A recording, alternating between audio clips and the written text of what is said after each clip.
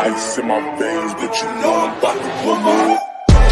Time will only tell. You can try me if you want. Life can get real crazy. You can try me if you want. We gon' find out soon. We gon' find out soon. Let the record play. We gon' find out soon. Look me in my eyes. You can try me if you want. We don't got the same drive. You can try me if you want. We gon' find out soon. We gon' find out soon. Let the record play. We gon' find out soon. We gon' find out soon.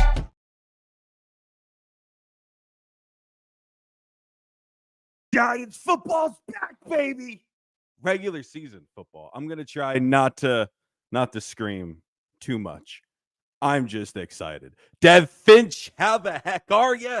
How you doing? Blood of the Panda. Who's that? I don't know who that is. But Dev Finch, thank you for joining. Appreciate it.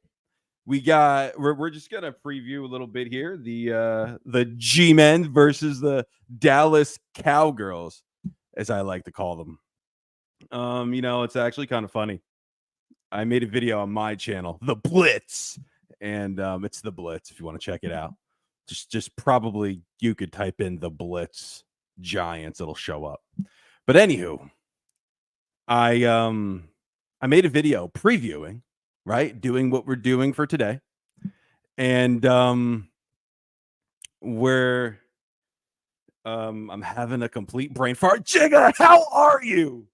How are the moderator of all moderators? Yes. Okay. So, anywho, I was previewing, and I didn't expect the amount of Cowboy fans to watch that video. I'm just expecting Giants fans to watch it. And these Cowboy fans are just ragging on me for calling the Cowboys the Cowgirls. I just thought it was hysterical. And somebody said, hey, Joe, you're out of your mind if you think that Daniel Jones is better than Dak Prescott.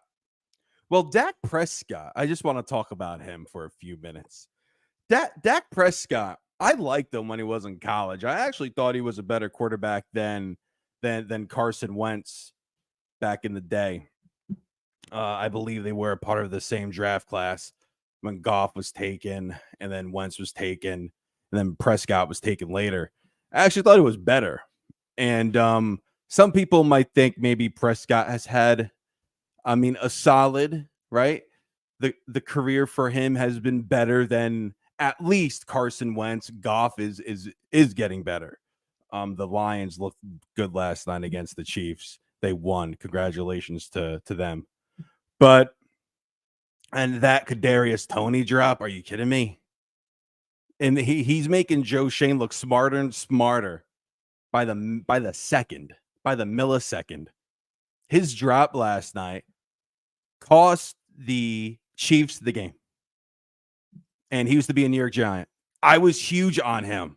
Luke, what's going on? We winning the Super Bowl this year. Who, Luke? The Jetropolitans? I don't think so. Maybe. Your defense is insane. Some people call it a championship defense. And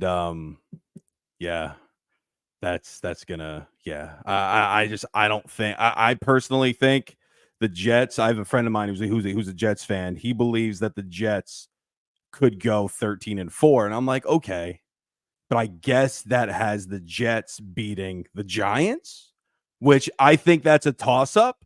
When is that? Week 8, week 9? Jets versus Giants. So I like I like both teams. I think the Giants are gonna go 11-6, 12-5, but that's my little there. So Giants, Cowgirls, let's start talking about it.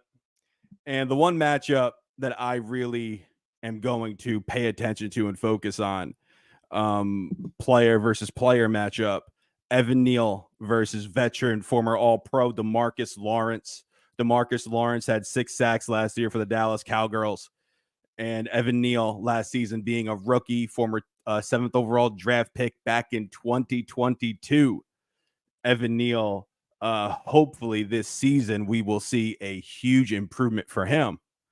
Neil, I'm hoping that he progresses like Andrew Thomas progressed personally. I'm hoping that he does. And Andrew Thomas is one of the best tackles in the NFL. He was just awarded the richest contract for an offensive lineman when it comes to guaranteed money ever. So he was just awarded with that. And I think Evan Neal, I'm not saying he could be that, but he's got that kind of ceiling. He does. And this past offseason, he worked incredibly hard. He worked with former All-Pro. His last name's Anderson.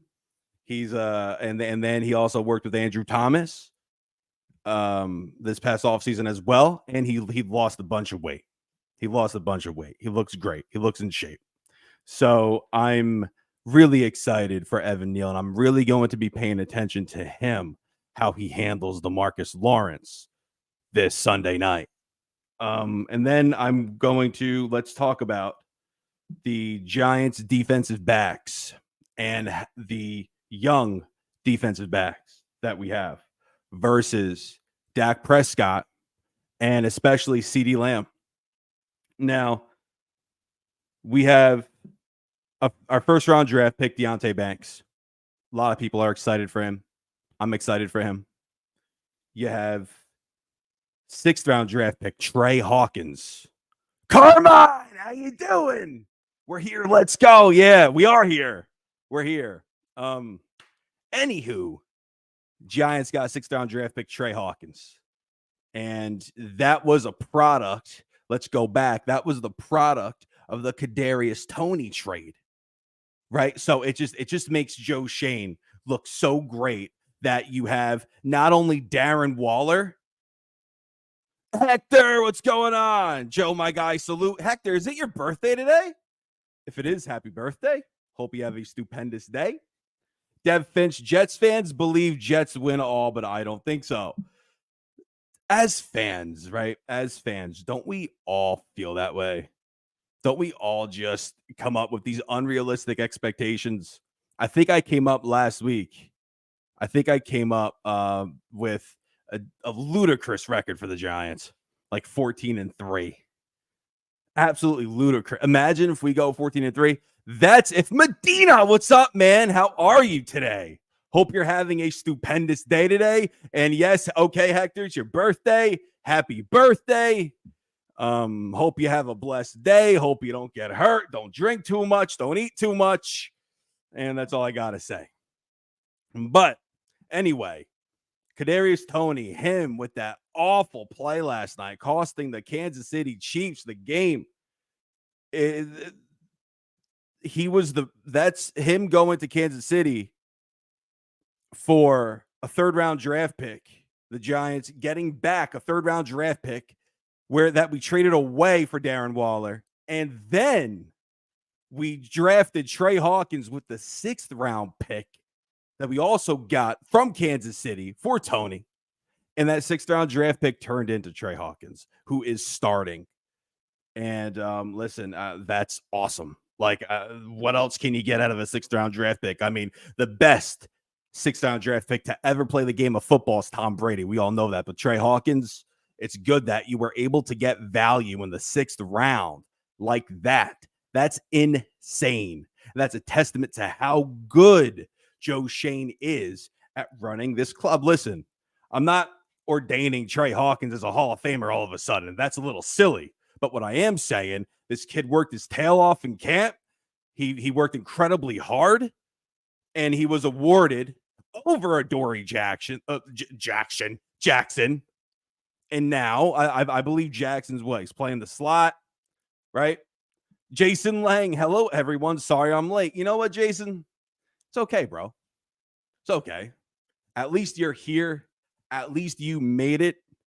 It means a lot, you know. At least you're here and you made it. So, anywho, yeah, Trey Hawkins, such value out of the 6th round to have a guy like him surprise everybody and have him being labeled as a starter. But it's going to be interesting to see if the Cowboys take advantage of that. 2 rookie corners. And you have who else back there? Xavier McKinney, veteran, and Pinnock, former New York Jet, by the way. He's playing with a chip on his shoulder. My goodness gracious. He wants to make the Pro Bowl. Not that the Pro Bowl means anything anymore. But this kid, man, he wants to make the Pro Bowl. He wants to prove the Jets wrong for cutting him. And if he does, whew, God bless him if he makes the Pro Bowl. But like I said, the Cowgirls could take advantage of the Giants and their inexperience when it comes to their defensive backs. That's the one thing that makes me a little nervous, and that offensive line. Because guess who that offensive line has to contain? Not only DeMarcus Lawrence, but Micah freaking Parsons. Micah Parsons, man, I wanted him to be a Giant so bad. So bad. And where did he went? He went in 2020, 2021, right? Micah Parsons. Let me look it up. Excuse me. Yeah, 2021. The Giants, that they not Kayvon. Kayvon was last year. So who did the Giants pick in 21? I can't remember. It's slipping my brain. It's slipping my bald head. I'm not sure. But Micah Parsons is a guy that Andrew Thomas has to contain.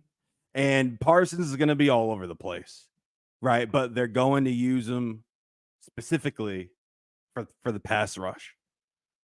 And if we could contain him, that would be a big key in Daniel Jones's success, potential success. I hope the Giants beat the Cowgirls. Dude, me too. That would be a great start for the Giants to beat the Cowgirls. Week 1 at MetLife, at home. It's so weird calling it MetLife too, by the way. It's so strange. As a kid, it was the Meadowlands, and then they moved. They knocked the Meadowlands down, and they moved. So I've only been to one Giant game, by the way. This is so random, and I'm sorry. I'm saying this for a reason, though. It's just a memory that's been in my head for years. L.I. Yankee King, what's going on, bro? How are you doing? Hope you're having a great day today. I love your outrageous Yankee takes. So hopefully you have some outrageous Giants takes. You mean Jet Life? Get out of here. Don't the Jets want to leave? Dane, feel free to call it Jet Life. No, we're not calling it Jet Life. That's not what the stadium is. It's not Jet Life. If anything, prior, right, the Meadowlands was Giant Stadium. Giant Stadium for a reason. We all know that reason. It's the Jets' checkered past, their checkered history. Anyway, I digress. I was telling a story. Anywho, yeah, I think, yeah, Carm, I think Tony was 21 because we traded down. I think Tony was 21. Yeah, we traded down to get him. Ugh, so gross. Anyway, back to my story, guys. So keep talking, though. I'll get back to you. I went to the Meadowlands one time in my life. It was me, my Uncle Carmen, my dad, and my cousin Carmen, right? And his name's Carmine. He's here. But anyway, and that's just the memory. I believe we ate like sub sandwiches in the parking lot before the game. We beat the Cleveland Browns that day. Michael Strahan had like 2.5 sacks. Jabril Wilson, I think, got an interception that day back in 2005. I was a young boy. Great times. Hector Cruz, Kadarius, and Aziz were 2021. Yeah. Kadarius was 2021. L.I. Yankee King.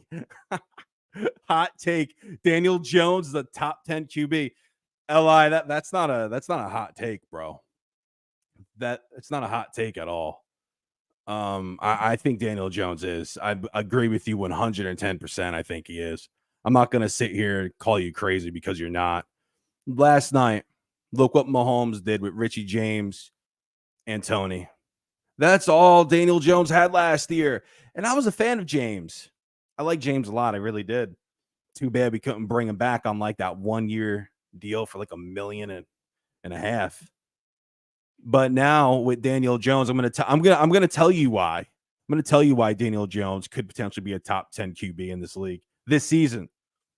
I have Danny Dimes of fantasy, so I'll be okay with that. Yeah, and I understand. They'll still be 13 and 4-ish, whatever. So Daniel Jones, has he ever had these kinds of weapons on offense? We saw what he did last year under Dable, right? And I think Dable is his third head coach. What, he had Shermer, Judge, now Dable. Daniel Jones never had reliable weapons. Saquon Barkley dealing with injuries over the years. Sterling Shepard, same thing, right? Even last season. And last year, under Dable, for his first season, Jones, 15 touchdowns, 5 interceptions, barely turned the ball over. And he also had a healthy Saquon Barkley to carry some of the load. So now all of a sudden, you add a guy like Darren Waller, who's once upon a time one of the league's top tight ends in the league, and he could still be if he's healthy. But you give Eli Manning Darren Waller, and that guy creates separation, man. I've never seen the Giants have a tight end like that who just creates that kind of separation. He's a receiver. I wouldn't even call him a tight end. He's a receiver. So you have Darren Waller. Last season, Isaiah Hodgins played incredibly well. Now you have him. And you have Paris Campbell last season for the Colts. 60 grabs, over 600 yards. More of a career year for him. And you have him, Giants sign him for 7.5 for 1 year. LI, and he had 3K yards on the 8th least passing attempts in the NFL last year. Yeah, dude, absolutely. I get you. That's why you're not crazy. Now that DJ, Medina, there's no excuse. There never has been an excuse. Last season, Jones played really well. That's why we were 9-7 with the tie, or 9-6, or 7. A Carmine. Since 2021, 3 of the 4 players with the most drops in the NFL were Slayton, Shepard, and Tony. It's not his fault. That just proves my point. It's not his fault. It never was. It never was his fault. When people step up, we've seen the type of play. We've seen the kind of player that Daniel Jones is. He could show up and have a big game. He was able to do that. Even in his first year as a friggin' rookie, he was able to do that. What? The last game of the season that year, he passed for like 400 yards or something. Correct me if I'm wrong. But Daniel Jones, like I said, you have newly acquired Paris Campbell. You have Darren Waller. Right, you have Saquon Barkley. Hopefully, he can stay healthy. Daniel Bellinger, who was your number 1 tight end, now he's your number 2. It's the amount of depth. And honestly, Jason Lang, Jones, and Press, yeah, dude, he didn't turn the ball over. The guy had friggin' nothing. The guy had nothing. You had Darius Slayton, who was inactive week 1, barely played week 2, and then he stepped it up and showed Dable, hey, I can play receiver. Medina, Joe, I'm not saying it's his fault. I'm saying now he has, yeah, bro, absolutely. No, man, I agree with you. I agree with you 100%. He's got the pieces. He's got them. And LI says, and Shepard is now, okay. And Slayton is wide receiver. Listen, whatever. I think Slayton, he's more out of the slot, right? This season, I saw the same chart as you did. Let's check it out. I'm curious. Darius Slayton, though, last year, he was inactive, and then all of a sudden, he comes in and the receiving yards. I think he had 800 receiving yards last year. Darius Slayton, and that's for being not playing the first few weeks of the year. Slayton's a good receiver, and he was awarded this past offseason with I believe, a 2-year contract. Hector Cruz, are you hearing the rumors of Mike Evans possibly to the Giants? They have Mike Evans going everywhere, Jigga. It makes sense. That's a Joe Shane kind of move. I talked about it on my channel a couple days ago. I think if Mike Evans is available, the Giants have to go and see. The Giants have to at least make a phone call and check it out and see if it's even remotely possible for them to get a package together for Mike Evans. Evans, since he's gotten into this league, he 1,000-yard season after 1,000-yard season, it didn't matter who the quarterback was. Just wait till the Giants give Danny Jones a number one wide receiver. Yeah, listen, Darren Waller, if he's healthy, he could have a big year for them. He could. I could see him catching 10 touchdowns this year, 1,000 yards. As crazy as that is for a tight end, I think he could do it. I really do. I think he could do it. But that's the whole thing, though. Daniel Jones has Darius Slayton, who proved last season. Phil Portal, what's going on, man? Can't and won't show love to the Giants, but showing love. Yeah. Thanks, bro. Thank you for coming on. I love your stuff on the Nick Show. I do. I watch it, by the way. I love it. Thank you for tuning in. I appreciate you. Yeah, but as far as what were we talking about? Now my mind is just in another realm. But yeah, listen, he has Wanda. Like, dude, it gets deeper. Guys, I'm forgetting about Jalen Hyatt. Are you kidding me?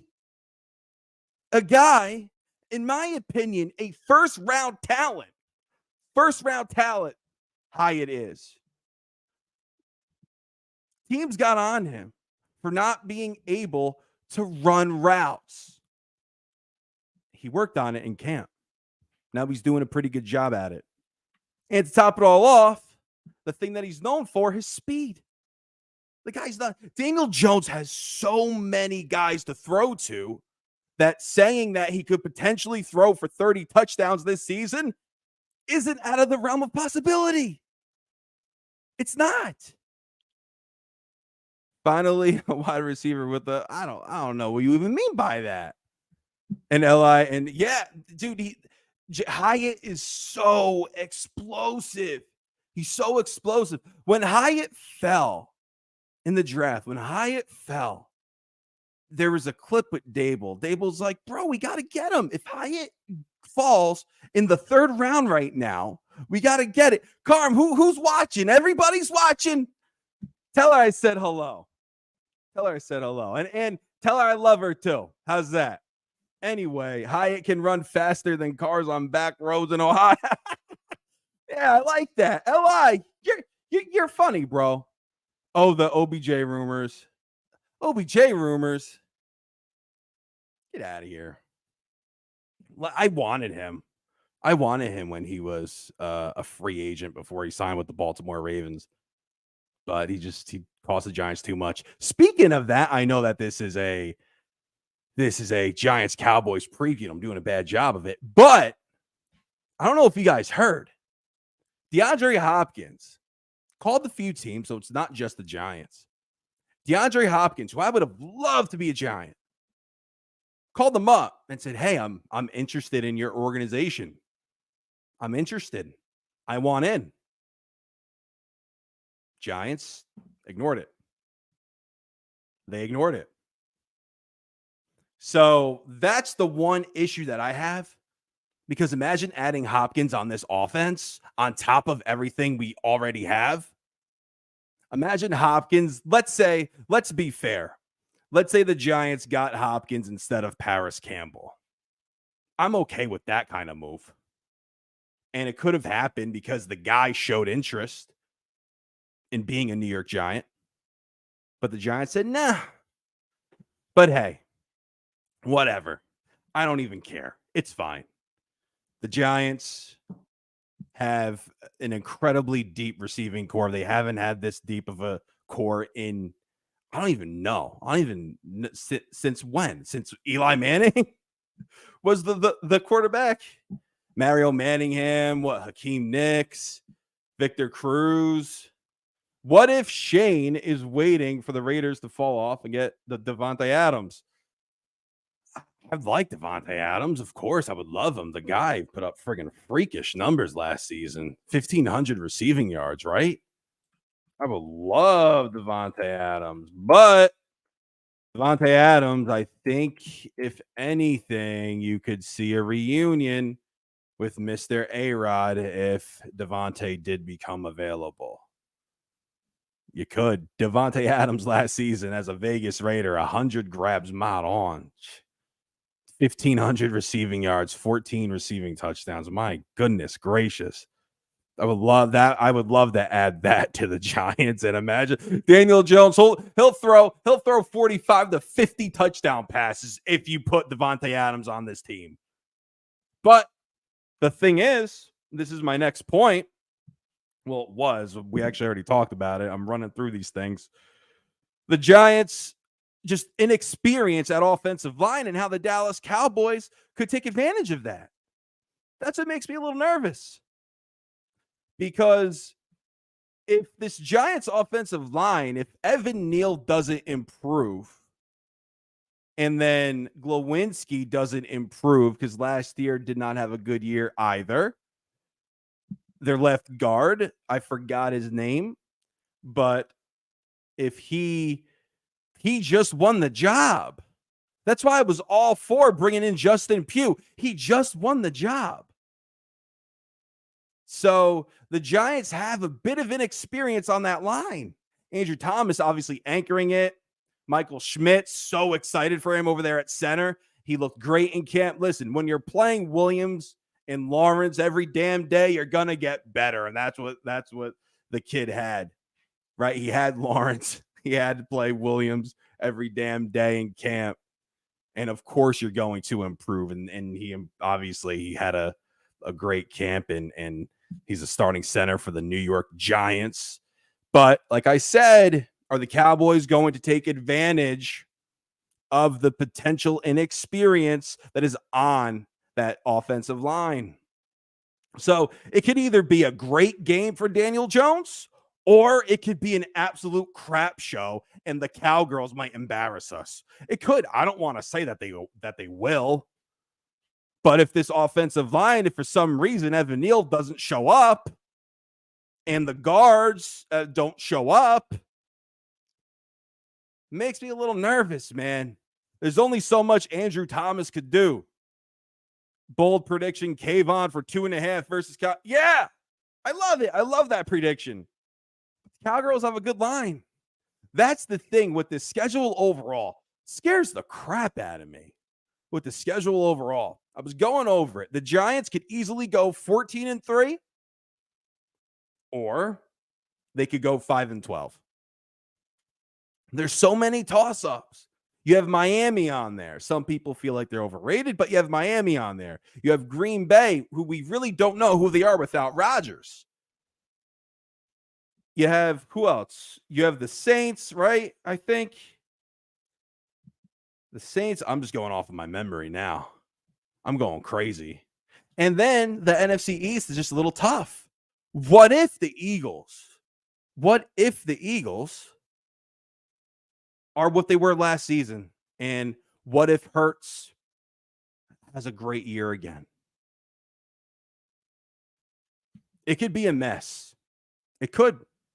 And I'm not trying to be a Debbie Downer, a negative Nancy, a sour Susan. I always try to be a positive Pete. Always. Carmine, what are you doing? Let's run up donations. Thank you very much for that super chat. I appreciate you, bro.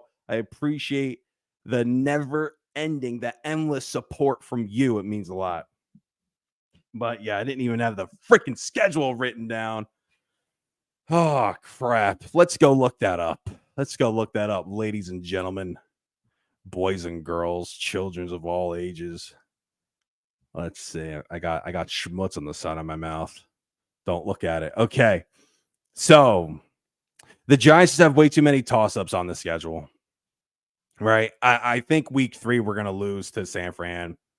Week 1, toss-up. Week 2, we're going to win against the Cardinals. And Jigga, I apologize for just completely just veering off. I told you I'd do this. And then you got Miami, Seattle, Buffalo. The Giants could easily start the year off. Like what? Like 1-5? Easily. That's what scares me. They could start off the year at 4-2 because they could beat the Dolphins. They could beat the Seahawks. They could beat the Cowgirls. But they could, as easily as they could win those games, they could lose them. And obviously, that's common friggin' sense. I understand that. But with the inexperience on that line and with Micah Parsons, who's going to be a freaking dog, man. He's going to be a dog. He's going to wreak havoc on that Giants O-line. But according to Daniel Jones, they're prepared for him. Okay. I guess that's something when your quarterback says, oh, it's going to be okay. I guess that's something. But it's just if I'm going to go in and be a little nervous, it's going to be because of the offensive line. It's going to be because of the inexperience at corner. But if Trey Hawkins is great, if Deonte Banks plays well too, Evan Neal improves, the guard's still a question for me. We could win this. It's a winnable game. It's not impossible. How prepared are they really, though? It's Micah Parsons. I know. Dude, Jason, bro, I get it. I know. That's what I'm saying. But the cool thing is the Giants have some beasts on defense, too. Azeez Ojulari, if he's healthy last season, I believe in 7 games, he had 5.5 sacks. In 7 games, Ojulari. So imagine him playing a full season. He could get 10 sacks. He could get 12 sacks. And then Kayvon, another year of him and Wink Martindale's defense. Are you kidding me?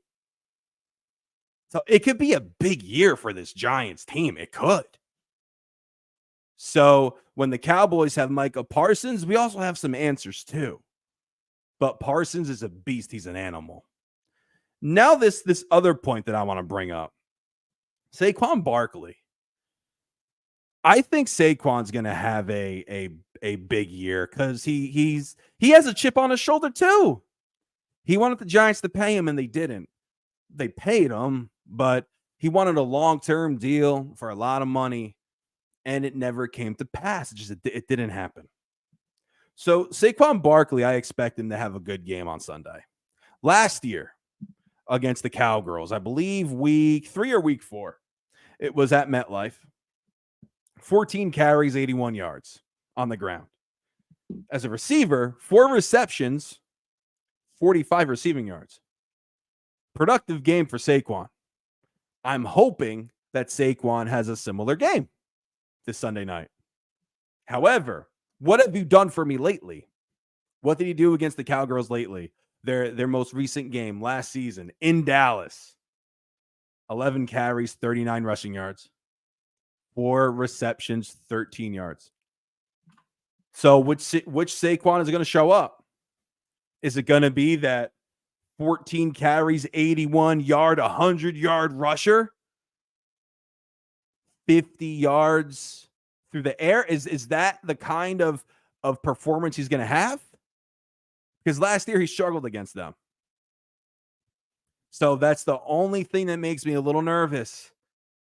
In a way, the Cowboys, I never want to count my Giants out. I really don't, but I'm not going to sit here and be numb to the fact that the Cowboys also have a good squad too. And they do.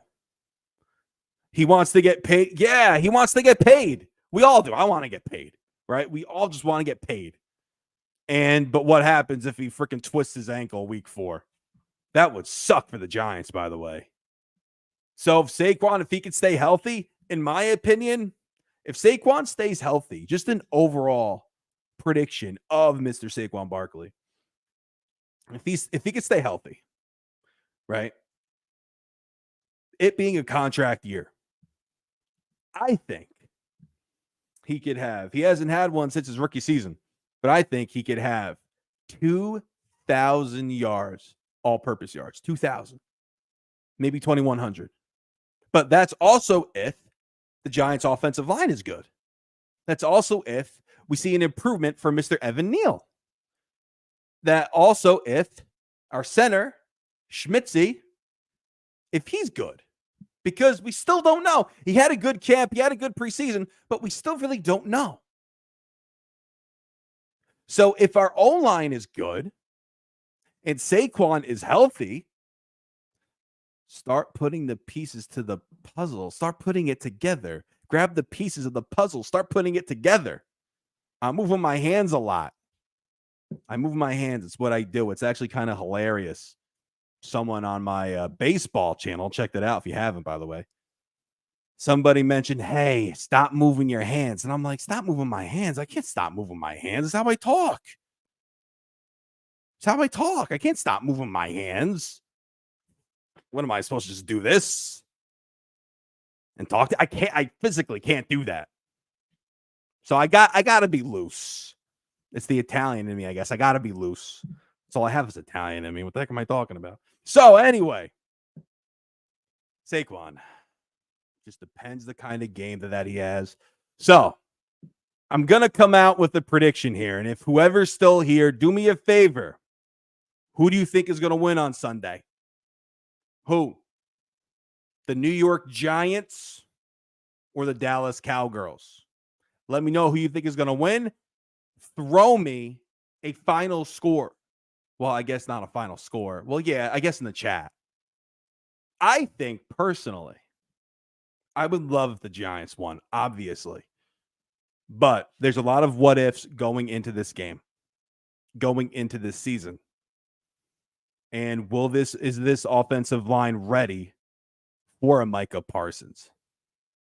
Are these defensive backs ready for a CeeDee Lamb? If they are, then we have a heck of a chance. But if they're not, if Parsons takes advantage of the inexperience that's on this offensive line, it could get nasty. Uncle C prediction 34-24 Giants. I hope so. Jason Lang, I think the Giants win 20-17. That would be nice. Can you stop Pollard? Dane, can we stop Pollard? I don't know. If we can. I hope so. You have Sexy Dexy on that line to gobble him up. Ugh, to gobble him up. He got paid so much money this past offseason, too. So you hope that Lawrence will stop him. Will gobble him up. Williams will gobble him up. That's the thing. The Giants have a nasty defense this season. I'm telling you.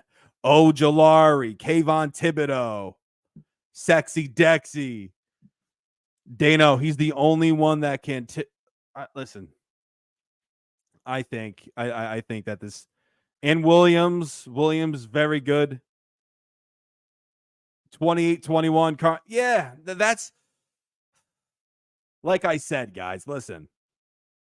If this offensive line is good and if the inexperience does not show, if the cracks in the foundation do not show, then we could win this. But if the inexperience shows, that's the only thing I'm afraid of is the inexperience. If that shows, it's going to be a long Sunday night. It will be. And I'm not trying to be a pessimist here. I love my Giants. I want them to win in the worst way. I really do. Imagine beating Dallas and then having Arizona fed to you week 2. They have their quarterback is a guy who they traded for 2 weeks ago. Freaking Josh Dobbs. That's who their quarterback is. So the Giants are just going to beat them up. They're going to win that game, I think, by a lot. And then week 3, you have San Francisco. Right? Yeah. So starting out 2-0, in my opinion, it's kind of a must. It's a must. You have to start 2-0 if you want to have a chance this year, because then you got San Fran week 3. Then you got Seattle Seahawks week 4. Geno Smith, anyone? Geno Smith. I'm still upset, by the way, that who was it? McAdoo effed everything up for Eli Manning. He screwed up his streak. Jason Lang. I picked up the Commanders defense only for this week against the Cardinals. Yeah. They still have Chase Young, right? The Commanders. They got Chase. What the heck? Who the heck am I? I know that there was trouble in paradise there for a little bit. He's questionable. Yeah, I guess last season he was hurt. My gosh, Chase Young. They thought he was gonna be something special. Him and Clowney. He was a little better, but Chase Young, his rookie year was fantastic. But then his second year, I guess injuries and last season injuries. 24 years old, still incredibly young. But yeah, kind of sucks. He was highly touted. But listen, I hope we could win. We need to. We need to win if we want to have a nice start to the season. It's going to set the tone. It's going to set the tone. And if we lose, then we go and play Arizona. Then we kind of have to beat San Francisco. That's going to be a tough game. That's going to be hard.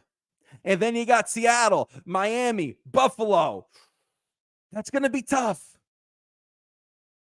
But like I said, this offensive line, if they could pick it up, if they could block for Daniel Jones, if he could just have a little bit more time than he had last season, Jones is going to put on a show this season, I'm telling you. And my bold prediction for Daniel Jones, Li, if you're still here, my bold prediction for Daniel Jones, top 5 MVP. Top 5 MVP. If everything goes right, and I'm assuming everything is going to go right. I'm assuming that Mr. Brian Dable did his job. I'm assuming that Kafka did his job. This whole regime did their job. I'm assuming that's the case. And if that is the case, Daniel Jones is going to have a freaking nutty year. I'm telling you. Darren Waller is going to have a great year.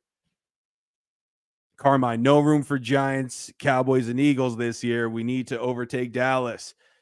Yeah, and if you're gonna beat them, it has to be Sunday because if we can't beat them at our stadium, why would we even think we have a chance over there in Dallas with that freaking huge scoreboard? Are you kidding me? That abomination in the center of the field. The Dallas Cowboys are an abomination. I'm sorry. I'm sorry. I'm saying sorry, and I'm sorry. Like a Canadian, I'm sorry. But they are an abomination to this league.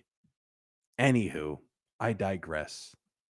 I'm going to go out on a limb here. I don't know if it's going out on a limb, but I'm going to say that the New York Giants are going to win because they have to. The Giants are going to win. The score? I don't know the score. I have no idea. I could tell you 24-21. I could tell you it'll be separated by a field goal. I could tell you that, right? But I can't tell the future. I have no clue.